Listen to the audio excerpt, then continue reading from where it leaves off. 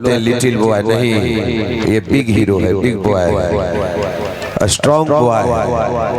क्या बात है, तेरा चेहरा मुझे इतना दीवाना लगता है, तेरे चेहरे के आगे चांद भी पुराना लगता है।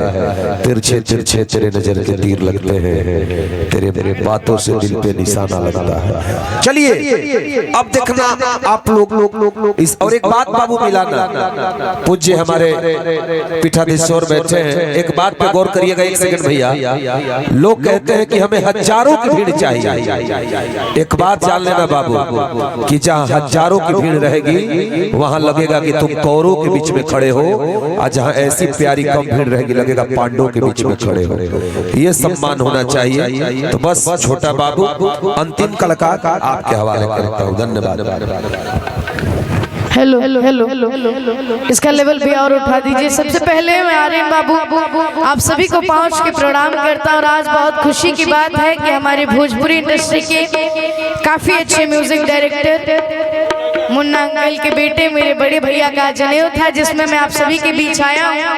हमारी फिल्म की शूटिंग थी, कुश्ती और आज कार्यक्रम भी था, तारा चंडी महोत्सव। उसके बाद हम यहाँ पे आए हैं, तो दिल से आभार मुन्ना अंकल का और आप सभी का।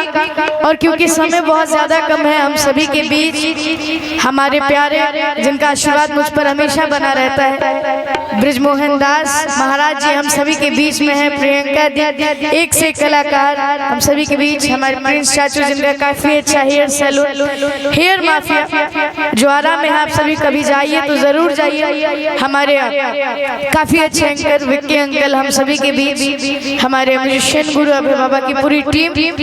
और आई कहीं कि समय बहुत ज्यादा हो गई, ज्यादा ना 15 से 20 मिनट आप सभी के बीच। भैया डी लगा दीजिए, लाइन नहीं दिए, डी शर्ट ठीक है, डी शर्ट। और हम चाहता नहीं है कार्यक्रम की शुरुआत करे से पहले सरस्वती माँ की को जयकारा हो जाए, काहे कि समय बहुत ज्यादा कम हो गई।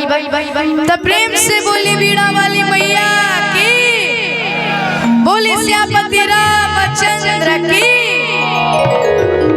हम चाहते हैं जितनी भी टांगा है आप सभी लोग आ जाइए मंच पर। आप सभी हमारे को काफी प्यारा गाना के आशीर्वाद प्यार दुलार देंगे। आज एक से बढ़ के एक यूट्यूबर भैया लोग हम सबके बीच में आइल बने। अंकेश एंटरटेनमेंट, उजाला एंटरटेनमेंट, सागर फिल्म्स, अवे एंटरटेनमेंट में एक से एक चैनल हो। कश्मीर के फ्रूट लागेलू, काला सूट में क्यूट लागेलू।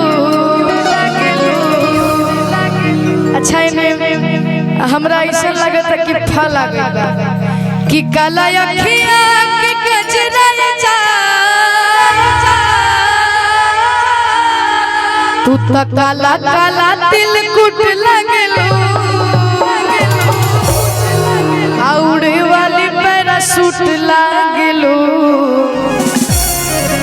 काला सूट में क्यूट लगलो।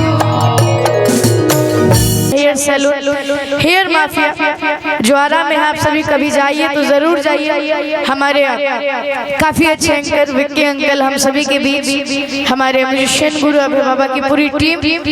और आई कहीं कि समय बहुत ज्यादा हो गई, ज्यादा ना 15 से 20 मिनट आप सभी के बीच। भैया डी लगा दीजिए, लाइन नहीं दिए, डी शर्ट ठीक है, डी शर्ट। और हम चाहता नहीं है कार्यक्रम की शुरुआत करे से पहले सरस्वती माँ की को जयकारा हो जाए, काहे कि समय बहुत ज्यादा कम हो गई। तब प्रेम से बोली बीड़ा वाली मैया की, बोली श्यामपति रामचंद्र की। हम चाहते हैं जितनी भी टांगा है आप सभी लोग आ जाइए मंच पर। आप सभी हमारे को काफी प्यारा गाना के आशीर्वाद प्यार दुलार देंगे। आज एक से बढ़ के एक यूट्यूबर भैया लोग हम सबके बीच में आइल बने। अंकेश एंटरटेनमेंट, उजाला एंटरटेनमेंट, सागर फिल्म्स, अवे एंटरटेनमेंट में एक से एक चैनल हो। कश्मीर के फ्रूट लागेलू, काला सूट में क्यूट लागेलू। अच्छा हमरा ऐसा लगा था कि फल आ गया कि काला अखिया के गजरा जा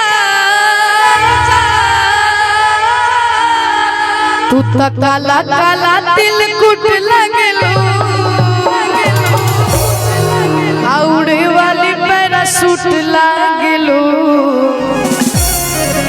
काला सूट में क्यूट लगलो।